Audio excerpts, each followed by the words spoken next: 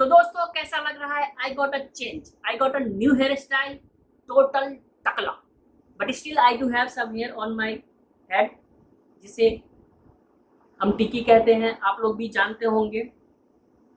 दोस्तों कभी कभी क्या होता है कि हमारी जिंदगी में ऐसे परिवर्तन होते हैं जिसे बहुत ही सहज तरीके से हम स्वीकार कर लेते हैं, और कभी कभी हमारे और आपकी जिंदगी में ऐसे परिवर्तन भी आते हैं जिन्हें स्वीकार कर पाना हमारे लिए बहुत ही मुश्किल होता है, और हम किसी न किसी ऐसी समस्या और परिस्थिति से उलझ जाते हैं या कर बैठते हैं जो हमें नहीं करना चाहिए।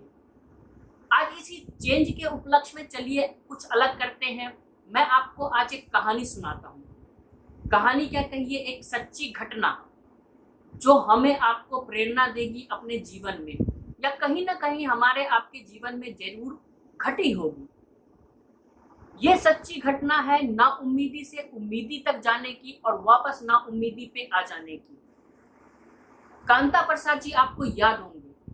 जी हाँ, मैं उन्हीं कांता प्रसाद जी की बात कर रहा हूँ जो दिल्ली में एक सड़क के किनारे बाबा का ढाबा चलाते थे और एक यूट्यूबर द्वारा बहुत ही ज्यादा फेमस हो गए थे। देश में सोशल मीडिया प्लेटफॉर्म पे उनकी चर्चाएं होने लगी थी, लोग एंडोर्समेंट कर रहे थे, सेलिब्रिटीज के द्वारा उन्हें बहुत सारे जो है राहत सहायताएं मिली, और उस राहत सहायता से उन्होंने अपनी एक नई जिंदगी स्टार्ट की। इसने उनके जीवन में एक नए उम्मीद को पैदा किया, जीने की ललक को पैदा किया 80 साल की उम्र में। लेकिन क्या आपको पता है, आज वो व्यक्ति हॉस्पिटल में क्रिटिकल कंडीशन में है। आज उस व्यक्ति ने अपनी जान देने की कोशिश की, नींद की गोलियां खा के।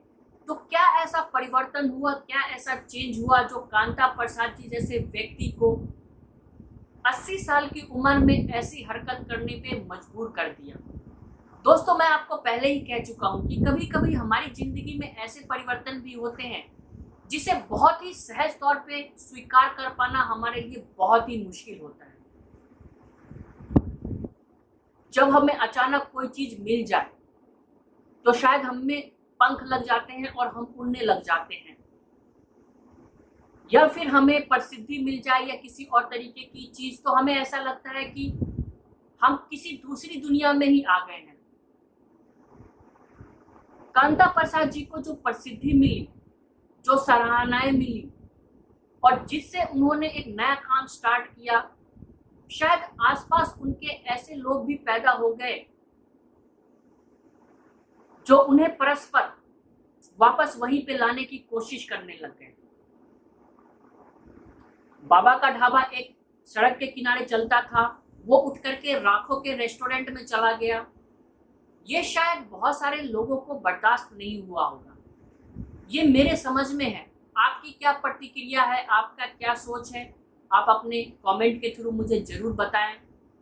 लेकिन मुझे यही लगता है कि जो इंसान अपनी जिंदगी का सारा पड़ाव पार करके एक प्रौढ़ अवस्था में है, जो हर एक जिंदगी के पहलू को अनुभव कर चुका है, वो इंसान एक फिर से उम्मीदी के साथ जीने की कोशिश कर रहा है, अपनी इच्छाओं को, अपनी आकांक्षाओं को नई उम्मीदी के साथ पूरी करने की कोशिश कर रहा है, जो शायद ये उम्मीद छोड़ चुका हो कि उसके जीवन में कोई अब ऐसा परिवर्तन होगा।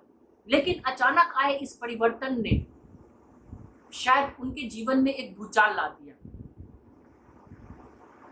इस भूचाल को आप क्या कहेंगे?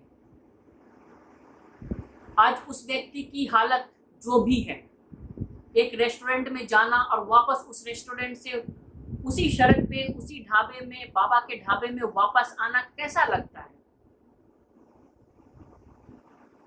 क्या कहीं उनके तरफ से कोई कमी रह गई, या इस अवस्था में आने के बाद फिर से एक जीने की ख्वाहिश रखना, अपनी जो इच्छाएं हैं उनको पूरा करने की कोशिश करना क्या गलत है?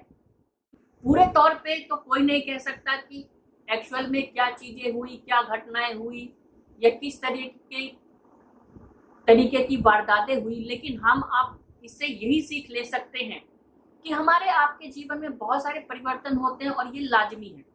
आज हो रहे हैं, कल हो रहे हैं, परसों होंगे, अब इसे हम किस तरीके से लेते हैं हमारे आपके ऊपर डिपेंड करता है।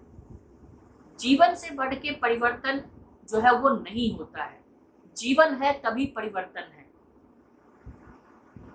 तो परिवर्तन जैसा भी हो, चेंज जितना भी बड़ा हो या छोटा हो, उसे स्वीकार कीजिए और अपनी जिंदगी में आगे बढ़िए। मैं तो यही कहूँगा, क्योंकि जब तक आपकी और हमारी सांसें चल रही है तभी तक ये जीवन है। उसके बाद क्या है क्या नहीं है किसी को कोई पता नहीं। इसी के साथ मैं ये वीडियो ख़त्म करता हूँ और आपका राय विचार जानने की कोशिश जरूर करूँगा। और साथ में ही मैं ये प्रार्थना करता हूँ कि कांता प्रसाद जी बहुत जल्द अच्छे हो जाएं, स्वस्थ हो जाएं और फिर से अपने काम धंधे को स्टार्ट करें, फिर से बाबा का ढाबा स्टार्ट हो और उन्हें फिर से एक ऐसी स्टेबल प्रसिद्धि मिले जिसके वो हकदार हैं।